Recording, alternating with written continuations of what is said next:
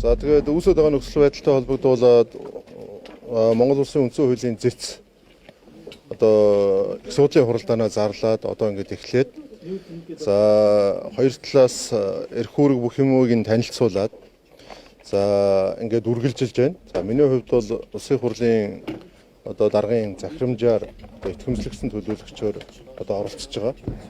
За анх удаа бас үндсэн хуулийн одоо зэцийн хуралдаанд итгэмжлэгдсэн төлөөлөгчөөр оролцож байгаа гэдгээ бас тодорхойлох нь зөв байх. Яг одоо дотор ямар процесс явж байгааг гэхээр хуралдаан дөнгөж эхлээд за улсын хурлын одоо талаас гэж ярих удаа тийм ээ.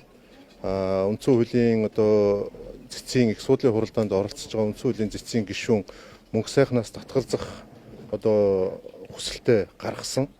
За энэ хүсэлтэнд бол одоо хоёрын үндсэн одоо шалтгаан байна гэж ингэж үзэж байгаа юм байна. Нэгдүгээрт бол одоо энэ мөнх сайхан гэдэг хүн бол зэцийн гишүүн бол үндсэн хуулийн 2019 оны өөрчлөлтийг хийхэд бол бас ажиллаж исэн. Нөгөө талдаа ингэж ажиллах үеэрээ одоо улсын хурлын одоо тамгын газартай хөдөлмөрийн гэрээгээр одоо мөнгөн нүнгээр гэсэн үг тийм ээ. Ингээ ажиллаж байсаа энэ нь бас ашиг сонирхлын зөрчил гаргах бас нэг үндслэл болох талтай гэдэг нэг үндслэл.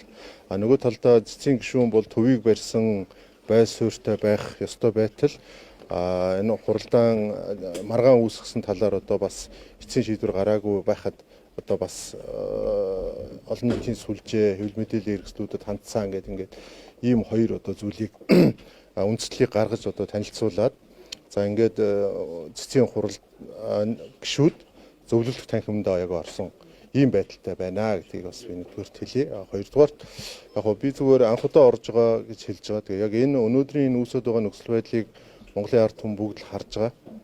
Тэгэхээр энэ цэцгийн одоо яг одоо дотоод журам нь одоо хурлын дотоод журам байт юм уу тэрнгээрээ яаж зохицуулагдгийг би сайн мэдээгүй байна. Ямар ч гэсэн би бол одоо бас нээлттэй яваасай л гэж ингэж бас хүсэж байгаа. Ягаад гэвэл энэ ч одоо тэгээд зарим нь үндсэн хуулийн зэцээ одоо хуулиа зөрчөөд бараг тангарагасаа ницаа төрийн эсрэг юм тэр хийцсэн юм шиг зарим нь одоо ингээл яриад цоллол янз бүр болж шүү дээ. Тэгэхээр энийг бол Монголын ард түмэн бас одоо яг хоёр тал ямар байр суурьтай байгаа. Энэ яаж шийдэгдэх нь гэдгийг бас би ил тод бас сонсоосой л гэж болон ингэж бодсон. Тэгээд хуралдаа нээлттэй явдгийн болов нээлттэй гэдэг маань одоо шууд амжуулалт хийгдгийн болов гэж бодсон. Үгүй юм шиг байна. Гэхдээ одоо бас зарим талуудаас бас энэ хүсэлтүүдийг бас тавих байхаа гэж ингэж бодож байгаа. Тэгэхээр эндээс бол яг зүгээр үүсэж байгаа энэ маргаан эн чинь зүгээр л мэтгэлцсэн шүү дээ тийм ээ. Тэгээ энийг бол Монголын ард түмэн бас хараасай тийм ээ. Энэ төвжирээнд явж байгаа тэр жолооч залуу тэр ажил айлтанд оролцоод ажил дээрээ сууж байгаа тэр багш нар тийм ээ. Бүгд л үзээсээ хараасай. Тэгээ ийм бас шилэн байгаасай. Энэ бол бас гисэн ийм бол одоо хувийн бодол бас байгаа. Энийгээ ч бас илэрхийлнэ гэж ингэж бас бодож байна.